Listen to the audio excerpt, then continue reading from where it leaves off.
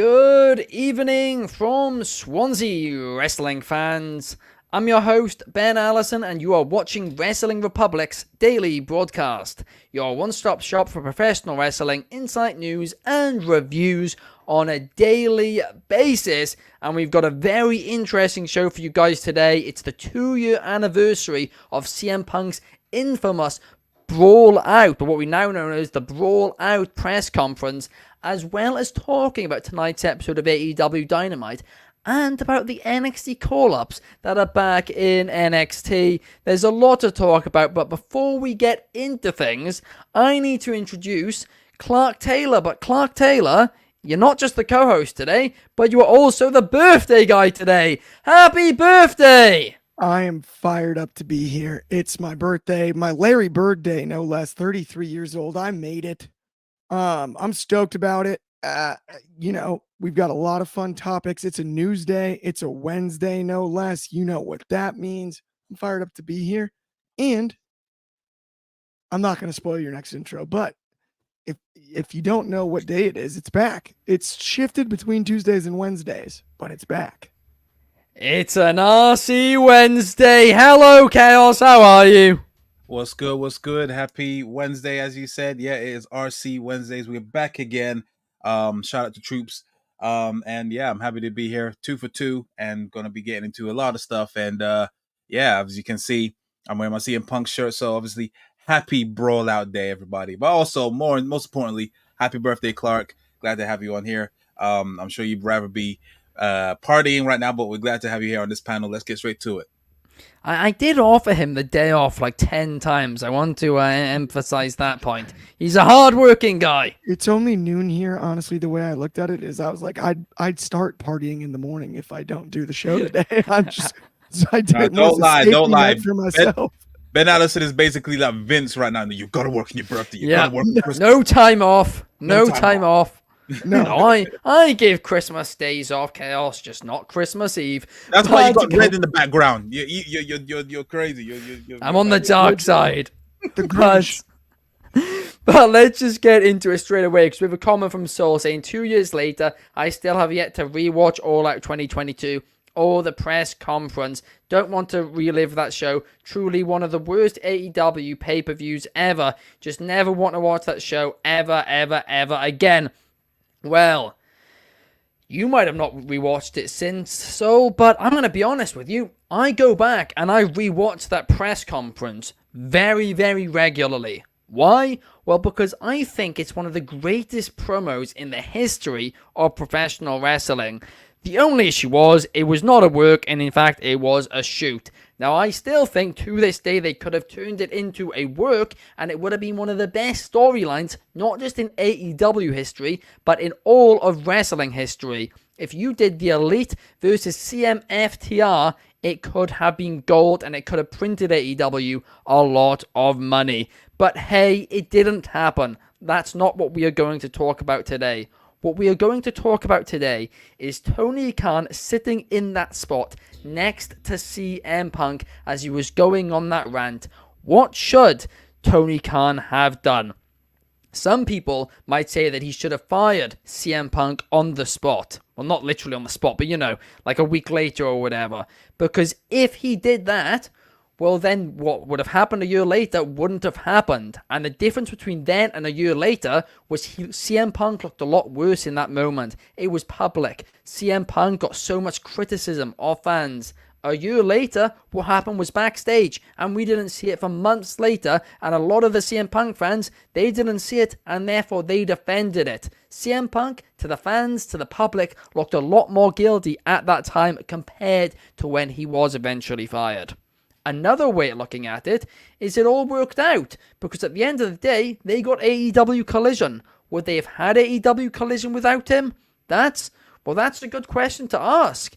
I mean, there's certainly a lot of different ways this could have gone. Another perspective is by that moment, it was already too late. He should have put a stop to it the second CM Punk and Hangman Page went off script during that promo months before. Or was it just always going to implode no matter what CM Punk did? It's a question which has a million answers, but Clark, I want to start off today by asking you for your one. So Obviously, this is the second most important event to happen in Chicago on September 4th, besides my birth. Easily. But as far as I'm concerned, I look at it like this. CM Punk said some stuff. I was at that show. It was the feeling coming out of the arena was not nearly what the feeling was on the flight home in the morning. And that's one of my most vivid memories of the event, is how quickly things turned. It really did put a damper, and it happened twice on big shows. What could have been done differently? That specific question, maybe cut the mic, step in the interview. But we also saw stepping in didn't necessarily work just a year later. Hindsight's always 2020, but if I'm putting myself back in 2022, right this second, the only difference is you don't let him talk and you get him treated for his torn tricep that we know happened. That's the solution. If that happens, a lot of things change. I don't know that it's necessarily for the better, because this was a ticking time bomb. We know that now. So in the context of what happened in that moment, absolutely, I think the move is you send CM Punk to go get treatment for his tricep and then have him come to the press conference.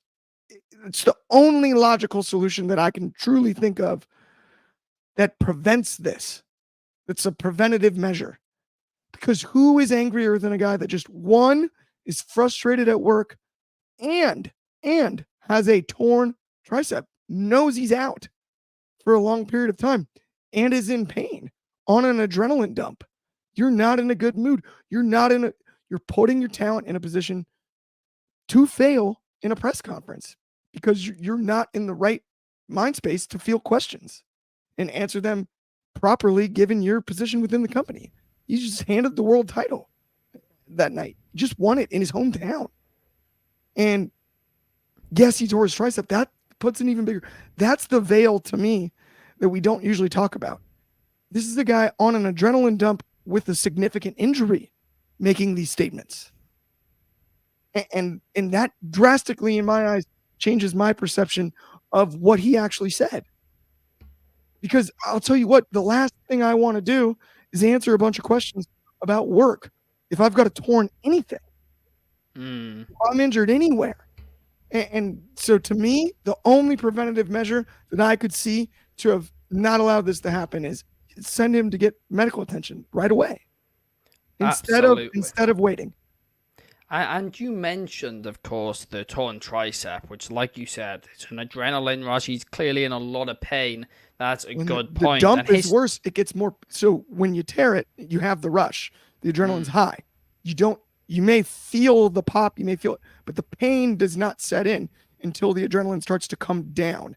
So as he's eating Mindy's donuts with low blood sugar, his adrenaline being dumped, right? Because at this point, you're exhausted from wrestling as long of a match as he has. And he has a torn tricep. The pain is setting in throughout that moment. How quickly it happened after the main event. The adrenaline that was there when you're performing isn't anymore. Now you feel that injury. You may have felt, the people talk about the pop or like the tear itself. You may feel that in the moment. But when it really hurts is about an hour later, 45 minutes later. That's when the pain sets in. That's when your body recognizes where the damage is and starts to send the nerve signals. And I'm only an amateur scientist, but I can just tell you, like, that is not a moment where you want to be answering questions, right? Yeah, absolutely. Just to anybody that's not helping you with pain. Yeah, no, I mean, you're exactly bang on, but also another point, talking about, medical issues with him at that time. I mean, he took a lot of hits to the head during that match. He was bleeding from the head. He was covered in blood, right? We don't know, and we still don't know if he had a concussion in that moment. But the fact of the matter is, you probably didn't have enough time to do a proper concussion check on him between him being there and then going out and doing that interview. So that's another factor. They needed to put something in place. And that certainly shouldn't be kicking off the press conference with somebody who wrestled 2 minutes beforehand, which in fairness is something which I think they have stopped since, because I haven't noticed that in a while, them doing it immediately after. Usually it's like whoever opened the show comes out first. But Chaos, what about you? What would you have done differently? Uh, boy, it's a crazy situation. I mean, well, everyone seems to be blaming CM Punk, and all the hate has been aimed towards him. But at the end of the day, I think the person that should get the most hate or the most criticism should be the guy that runs the place, which was Tony Khan. I think if he actually grew a backbone and stopped treating his employees as as friendly people, as his friends, and treat them as actual like people that he's hiring. I don't think that would have ever have happened. I think and I feel like I understand that he was obviously hurt.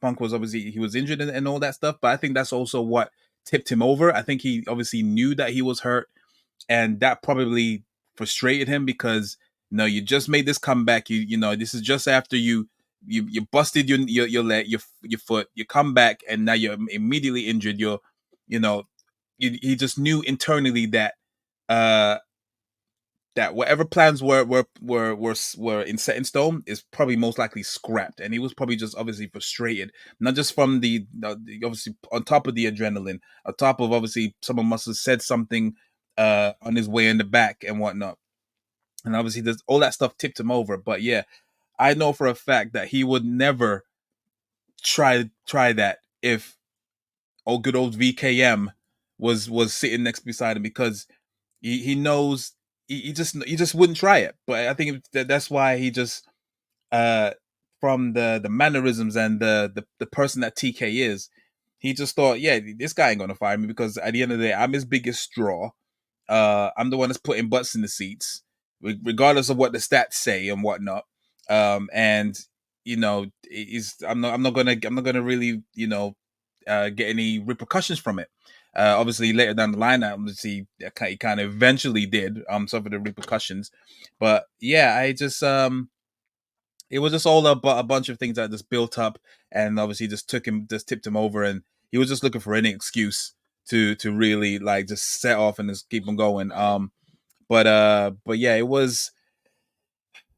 The thing that I would change is if TK was actually a boss and not a friend. That's the only thing that really boils down to it. He was the actual person that could have easily stopped it cold as soon as you see CM Punk just ranting. You see that look in his eyes that he was in meltdown mode. And yeah, he should have just nullified it. Probably shouldn't have let him set him out there, but obviously the process and everything was obviously different than how it is to now, like how it is now, in terms of injury protocols and all that stuff. It was kind of hazy back then. Let's be real, with previous injuries and whatnot. So they didn't really have a proper protocol. So yeah, now obviously I think they've kind of evened it out. But yeah, what I would have chosen, or what I wish would happen, is if he actually had a backbone, Tony Khan I'm talking about, and just nipped it in the bud, and then yeah, sort it out off like backstage, and we probably wouldn't have this. So that's why I would change. No doubt about that. And I mean, you said that about, Tony Khan stepping in and sorting it out. In my personal opinion, I think that's what he should have done the second that Hangman Page went off script, and Punk clearly didn't like it, right? And hey, if for some reason he didn't know Punk didn't like that, well then that Punk didn't like it when a few weeks before this, Punk randomly called out Hangman Page for a match. At that point, there's clearly an issue because you've got two talents going off scripts. Sort it out. He shouldn't have gotten to the point where it happened at all. It shouldn't have happened there. And I mean, at the end of the day, I think you got to blame the management. Yeah, 100%. That's what I'm saying. TK is the one to blame, because like he had the signs were there, like you said. That's a good point. The signs were there. He should have say, look, nip it, look, sort it out. We have like a sit down or anything. If you keep on doing this, I'm gonna scrap everything, or I'm just gonna mess everything up. But he has no backbone. He has to rely on Brian Danielson and this disciplinary committee, and it's just like it's not good. I think that's fair when it comes to the Tony Khan part of it, but it was a lot of adults acting like children on the same night. It wasn't just Punk. True. It was a lot of adults acting like schoolyard, right? Like BS, like drama, like lunch table drama. Who's the head teacher? No, absolutely, right. And you got to have your hand on the pulse of that. I agree. The fact that it happened twice is where it's like, you're kidding. Yeah. But if we're only speaking on the context of 2022, I do find it fathomable that he's in that moment looking like, hey, we just strapped the rocket ship to CM Punk's back. I don't want to now tell him to shut up. And you're not necessarily, it is a big ask to be like, you got to be. He's paying him. Like, no, you're he's the boss. paying him, but it's a big ask to not trust him in that moment. Now, towards the end or the middle of it, yes, for sure, right? But in the beginning, as it's starting, you don't know where he's going. You're like, maybe he's in character, he's doing a bit, whatever it may be, right? You just trusted this guy with your world title. Yeah. In that moment, in and of itself, and so I am inclined to give, because I hear where you're coming from. I think Tony Khan, if you're gonna, one thing that could have been done, it was either him.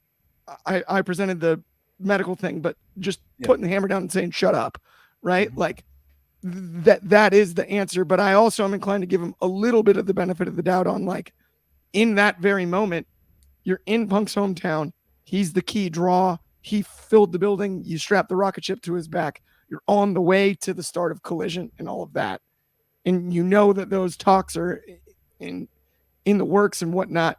To then cut off Punk is a big ask there. Yeah. Like, it's like, now, should he have done it? Probably, but it's like, it was a difficult situation, and I always say this. I actually genuinely, and I think I'm one of the only people who say it, I feel for Tony Khan in this situation, right? Because he's done a lot of amazing things in his life. What he's never properly done was run a company. Well, before this, not properly, he hadn't done was run a company with, individuals who, are very high on adrenaline at certain moments, because of course it's a very physical business. And you're going to have these big personalities. And I think in that moment, there's an image of Tony Khan sitting there next to Punk, and him just looking at Punk just with like his face, and he's so depressed. You can just tell the fact that he had so much regret about how he handled this situation, I think. So uncomfortable, to say the least. Just, he don't know what to do. Very uncomfortable. Yeah. Yeah. And in hindsight, I have a lot more fun with this subject than I did at the time. I'll tell you that. Oh, yeah. We know it all worked out now. AEW's fine. CM Punk's fine. Everybody's all good. Well, everyone's a lot happier than they were at the time. But I mean, oh, gosh. I mean, it is just, I said it at the start. I'll say it again. I'll continue to watch it, right? Especially now, because it's not like it's killed either one of them. But it was just such a well-delivered promo by CM Punk. It was real, but it was well-delivered and thoroughly entertaining. From the heart, it was one of the greatest promos. It's up there, obviously it's up there with the pipe bomb. It's, and he just spoke from the heart. He spoke from the heart with the pipe bomb. He spoke from the heart here, so it's crazy. It was like the legitimate pipe bomb. And he's chewing the freaking muffin. Yeah, that was the best part. Their reviews to this day are towel still around him. It was just, you can't make it up, man. It was like just between bites.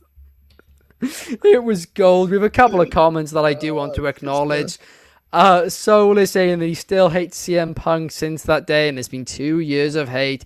You can call him Kendrick Lamar because he is the biggest hater, but Josh Markowitz is saying throwback to a while back when Soul's profile picture was CM Punk. Yes. Oh, he was wearing that proudly. That's how I met. He was a little punker. Yeah, he was a genuine punker. He was. Punk got him into wrestling. Before he became a little stinger. On Punk's lap. Before he became a little stinger, he was a little punker. Oh gosh. Well, let's now move on to the next question, shall we? Because Clark, you're the NXT guy on this show today. I've got a question for you, right? Maybe more question for Triple H, I guess. But I don't watch NXT every week. I'm quite honest at the fact that I don't always, I'm not always able to watch it. But what I do watch every week is Off the Air, the show where you guys talk about it, right? And every week, you guys mention a name. This week, it's what's her name? Lyra Valkyria, yeah. Who's just on the main roster, got called up a few months ago, now is suddenly back in NXT. It happened with the Creed brothers a while ago, Ivy Nyla a while ago, and there's hundreds of other names I could say as well. The other one who got called up to the women's division on Raw as well, who they've done nothing with. What's her name? Business gimmick. Oh, I know what you're talking Oh. about. Yeah, the one in the Titantron's like a helicopter. Because Yeah, with a she K. was on NXT like 2 months ago as Yes. well. Yeah. Basically, what I'm getting at here is it used to be the case of you'd get called up to the main roster and you'd be done with NXT. Then it became the case of you get called up to the main roster, you're done with NXT, but some of the veterans might go down to NXT to help the younger stars out. But now, at least to me, the line is completely blurred. And as the NXT guy, Clark, I was wondering if you had any insight on this situation. So to be completely honest, I got a unique perspective here. When we're talking about the main roster, I don't know if it's the most beneficial, right? In that context. But it's so great for NXT. It brings back that organic, you never know who's going to show up feeling. And it does feel like somebody from the big league is coming down. NXT at the end of the day is a developmental brand. I love it. It's on fire of late. And storytelling wise, I think it's one of the most difficult positions to be in. Sean, I give him credit every time. With as much roster turnover as you have to have, it is difficult. But it's also developmental to have veteran talent come, I don't want to say down to NXT, but over to NXT and perform against the stars of the future. I'm all for it. For more work, more time, better matches, all of that. I think it primarily benefits NXT here, not anything else, right? If Lyra Valkyria shows up on NXT and is a huge deal because she's established to that audience and we know her better than the main roster does and does great work here, it does not necessarily help her on Monday or Friday. Yeah. No, Because I mean, it's not the same audience. That's my only fear. It benefits NXT significant. Pete Dunne taking on Trick Williams benefits Trick Williams. It benefits Trick Williams. It doesn't benefit Pete Dunne unless he wins, which is possible, but it benefits Trick Williams. And so from the NXT perspective, I've thoroughly enjoyed it. And I think it makes logical sense within the context of what NXT is supposed to be, which is the brand of the future, right? Who is next? I mean, it's basically implied it's just missing a vowel. Like at the end of the day. And yeah, so for me, I enjoy the appearances, but I also hear when it comes to that question, some concerns with the main roster part of it. Yeah, I mean, if we very quickly we take a look here at the call-ups from the draft, right, from NXT. We have Dijak, who's since been released. Blair Davenport, who's done a few things on SmackDown. Not too much, but a few things. Lyra Valkyria, who's not done much recently and is now back in NXT. Obviously, she's got a storyline on Raw where they're kind of going against Sonya Deville's new faction. Then we got Ilya Dragunov. Again, he's not done too much. He's there when they need him, but he's not like being a big impact player. We got Baron. Is it an IC tournament? That's true. He's in that tournament. He's in the Fatal 4-Way now. That is a good point, but I don't see him. Actually, I do see him winning that. I predicted that. But if he wins that, fair enough. But it's kind of been going a bit slow there. Baron Corbin, who's in the makeshift tag team with Apollo Crews, who lose. I don't really know what they're doing. Kiana James, who was the name who I was thinking of earlier, who's done nothing and has appeared on NXT, I think, a couple of times since. And then Carmelo Hayes, who is in a series, an ongoing feud with Andrade, so he's doing something, but there's essentially two names there who have got proper ongoing programs in the company, and out of, what is that, 7 call-ups, 2 names having proper programs, 3 at a stretch. It's just, I don't get it. I am baffled by like, Carmelo Hayes sticks out to me so much. Like, I mean, from what he represented on the NXT brand, win or lose, to have the main roster run he's had thus far is illogical to me. It's true. He was a top talent. Mid-card makes sense here. Mid-card losses don't. And you can't go with the same gimmick. You can't. If that's going to be the case, it's baffling. That one is, in particular, baffling to me. Braun Breaker, okay. Good job.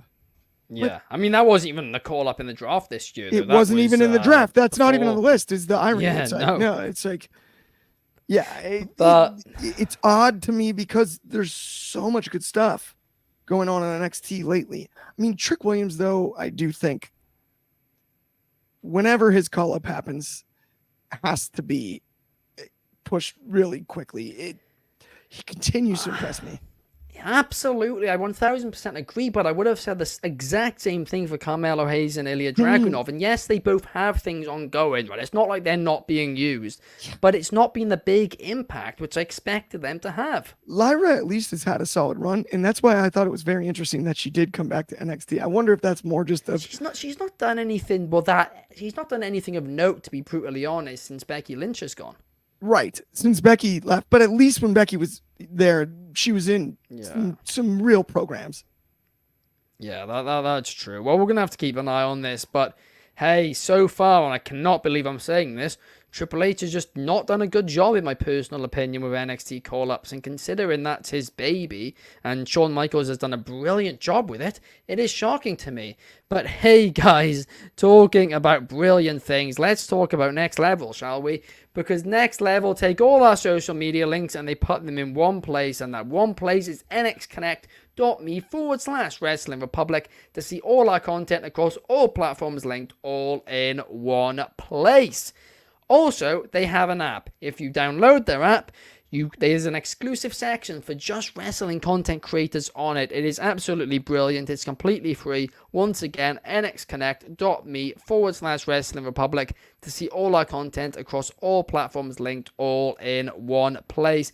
But now let's move on again, because Clark, I know last Wednesday you guys spoke a little bit about Jon Moxley and of course what happened last week, where he just showed up, he cut a promo, he told Tony Schiavone that the company's no longer his, whatever that means. He then left, and then later on in the night, Marina Shafir helped him.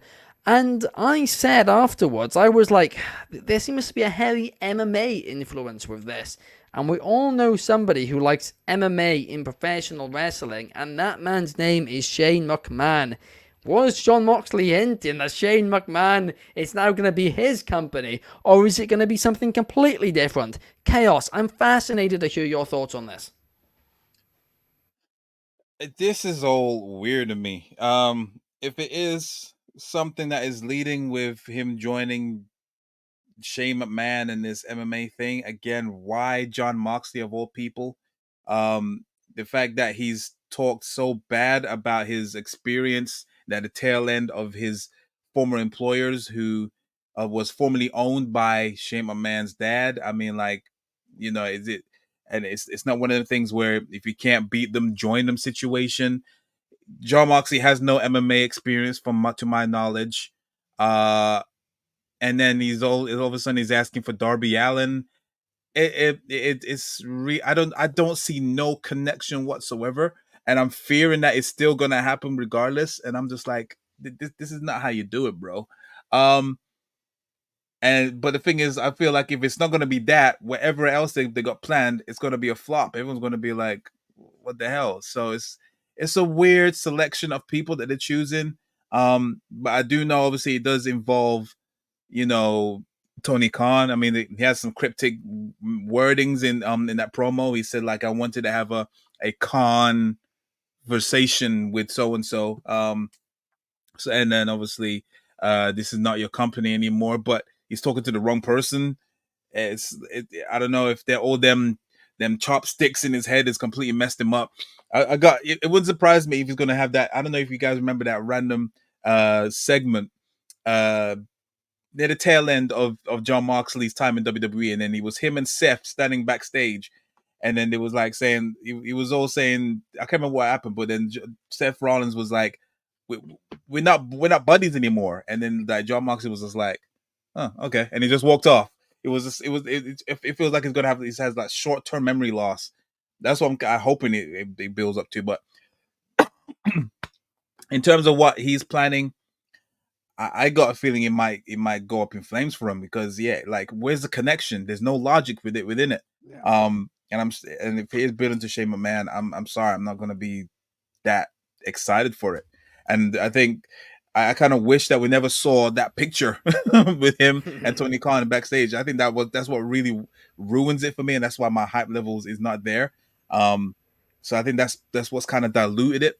But yeah, it's looking to be something involving Shane McMahon, but I feel like it's not gonna be good. I just don't see the connection. Why John Moxley? Marina Shafir, I understand. Darby Allin, again, I don't understand. Make it make There sense to is. me. Darby makes no sense. There's no one less MMA in pro wrestling than Darby Allin. It makes That's zero true. sense. But is Darby a plan for the group? I don't think so. I think Moxley wants to. I think he wants to take out Darby Allin. I think he's got a beef with Darby Allin. I don't think it's going to be a friendly conversation. But let me say something about it. You mentioned about the connection thing. Two things. Firstly, John Moxley, he has not been an MMA fighter in the past, but he has started an MMA movie, and of course he competes in Bloodsport. So by professional wrestling logic, he's the greatest MMA fighter of all time.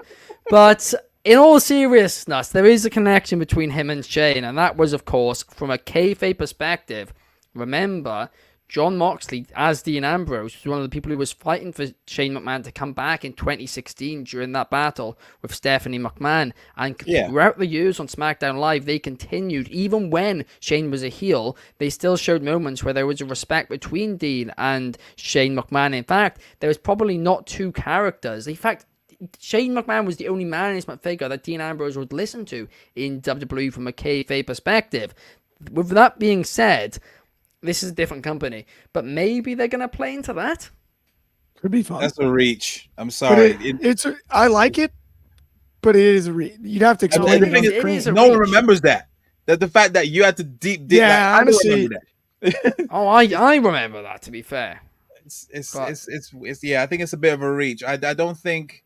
I mean, they could try and do that route, but I got a feeling again the response they're gonna get from fans, they'll be like, no one remembers that crap. Like, I think it would be such a spit in the face of the AEW fan base.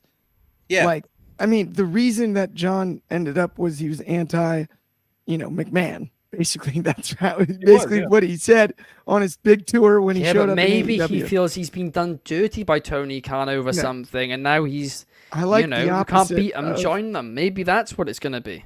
I like the opposite of he's going to get, he's trying to build a squad to fight him from the inside. Like he's not going to let a McMahon ruin this one for him. He's I like that story better. But maybe AEW is the out of establishment this, now. And I think that's why, because he seems so calm and so like deadpanned, un-Moxley-like. I think that's why. It's because he's like, not again. But again, that's like, not again. I'm not letting this happen again. That's what I'm saying. I feel like, but we've just had like a power struggle between Team AEW and Team Elite. And it's not over. It's still going on. It's still going on. They haven't built the real Team AEW. And this is where they haven't built the real Team AEW. They haven't built the storyline, to be brutally honest.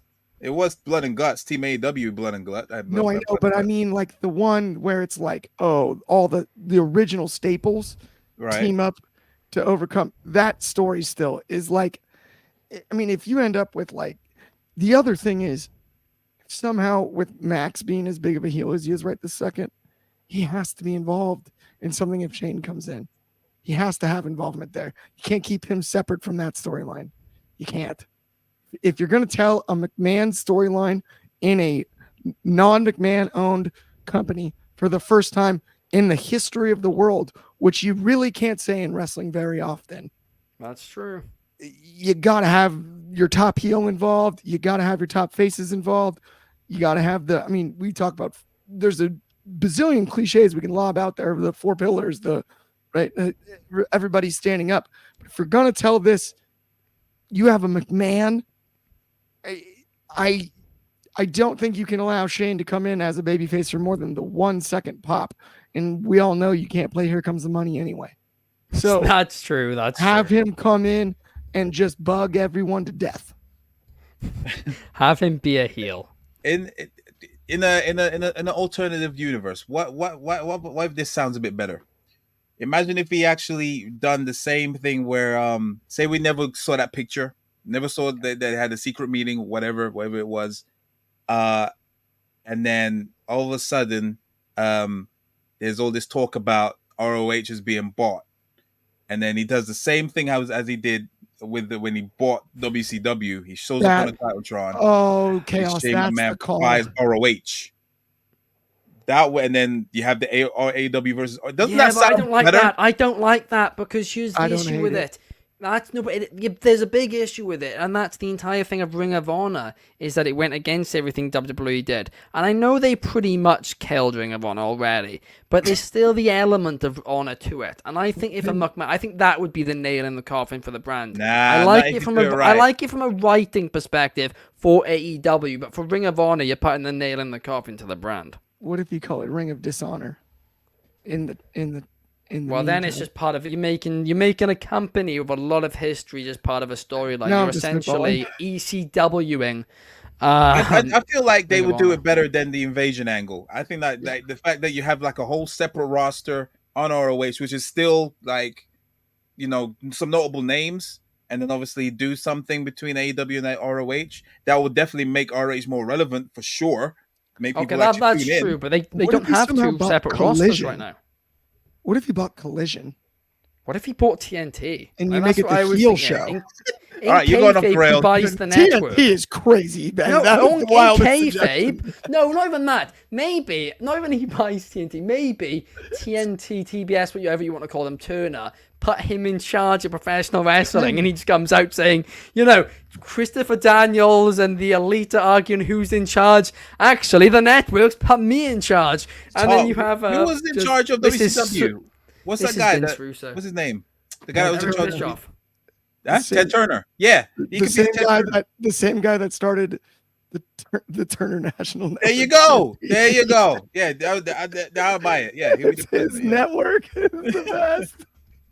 AEW just you're becomes kidding. a power They already struggle buried- for AEW. WWE already buried Ted Turner for this in like 23 years ago. You killing poor Ted Turner's been retired. Either way, those two ideas He's not even involved anymore. Those two ideas are already way better than whatever they're planning right now, because I don't have no hype for it. And let's see what happens on Dynamite tonight. Let's see what happens. But yeah, they got one shot, one opportunity. Yeah. One more one. Sees everything Will they else. let it slip? That's what I'm saying. It's spaghetti on his sweater already. But anyway, we only have a few minutes, guys, but we're going to very quickly do the AEW Dynamite preview. 3 things have been announced for today, so it's not a long one anyway. Very unusual, I will say, actually, for AEW to only announce 3 things going into the show. But there are 2 title matches. Firstly, we have a 6-man tag team match, so I'll allow it. You guys know me, anything more than 6-man in a tag team match I don't like, but this one, it gets a pass. Will Ospreay, OC, and Kyle O'Reilly versus Pat, Claudio Castagnoli, and Wheeler Yuta. That should be fun. For the AEW Women's Championship, we have Mariah May versus Nyla Rose. And for the AEW Continental Championship, we have Kazuchika Okada versus Kyle Fletcher. Now, there's a few question marks here. Most notably, why do either of those people have title matches? I'm excited at both matches, I really am. I think they could both be bangers, but what have Kyle Fletcher and Nyla Rose done to earn this opportunity? I'm very confused. Chaos, do you have an answer to this? But also, what are you most excited for in this show? Boy, it's all illogical. I'm sorry. But I've noticed that Nyla Rose is the person that they send out for everyone's first title defense. I don't know why. And I even made a joke in the GC. I'm like, does she have some undefeated streak on ROH, or am I missing something here?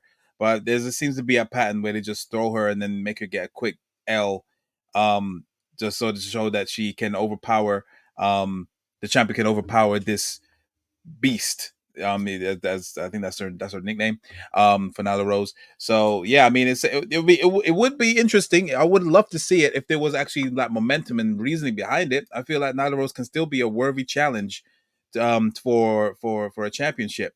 Just the way they're just throwing it on a random episode of Dynamite, like, a week, 2 weeks after All Out, so All In. It's a bit baffling to me.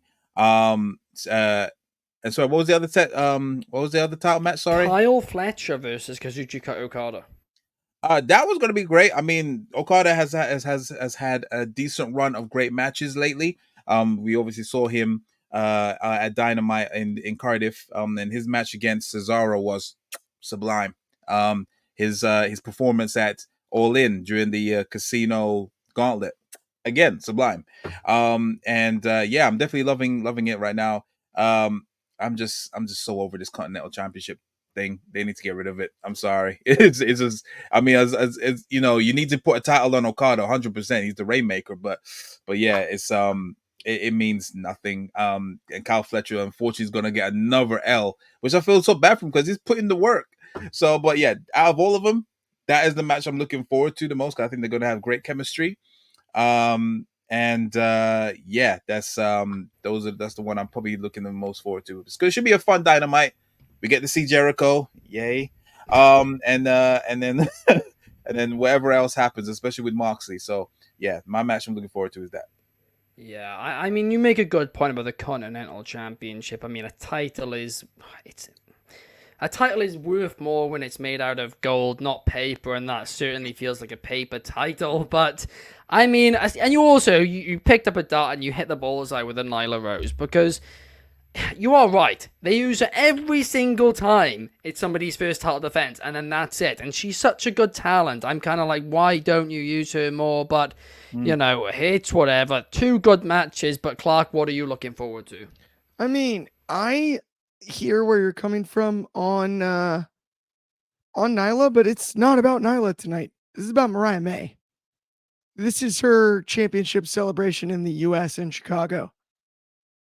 I'm a huge Mariah May fan. The work she put in that storyline with Tony Storm, that is the match I'm looking most forward to.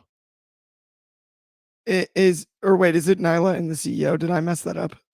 No, it's Nyla and Mariah May, but they're not in Chicago. They're in Milwaukee. Sorry, that is just west of us. It's close enough. Not the point either way. My point is, you guys gave me such a look. You threw me off on my birthday. Of all the times, everyone gave me a goofy look. I'm looking forward to the match because you know what? Mariah May went on a press tour after a title win, and she's been awesome on it. She's been hilarious in every single interview, in character in every single interview. She did awesome against Tony Storm. She looked great in the match. She slapped her mom in the face, which is crazy. I would never do that to my mom, but there are certain family members I might think about it. I'm just saying. I mean, you never know. I'm for Mariah May in this one to put on a show. It is the go home for All Out. Unfortunately, I'm breaking the tradition this year, but I'll be back next year. I'm cool with it. I'm excited for the show as a whole. It's a go home show. It's in the Great Lakes region, as you mentioned, Milwaukee, not Chicago. Very much not Chicago. 2 different places. Ask the Brewers about that. But let's wrap up the show, Ben. That's all I've got to say about Dynamite. Absolutely. Let's wrap it up. But before I do, make sure you guys go and check out Chaos's Bash in Berlin vlog over on our YouTube channel. It's absolutely brilliant. A lot of entertaining things happen into it, including there may or may not be a fight, which took place after the pay-per-view itself. But check that out to see that. Thank you to Clark. I hope you have a great rest of your birthday, Clark. And thank you to Chaos as well. And thank you to everybody who has joined us today. If you did enjoy, please like and subscribe. We will be back, same time, same place tomorrow. We hope to see you guys there.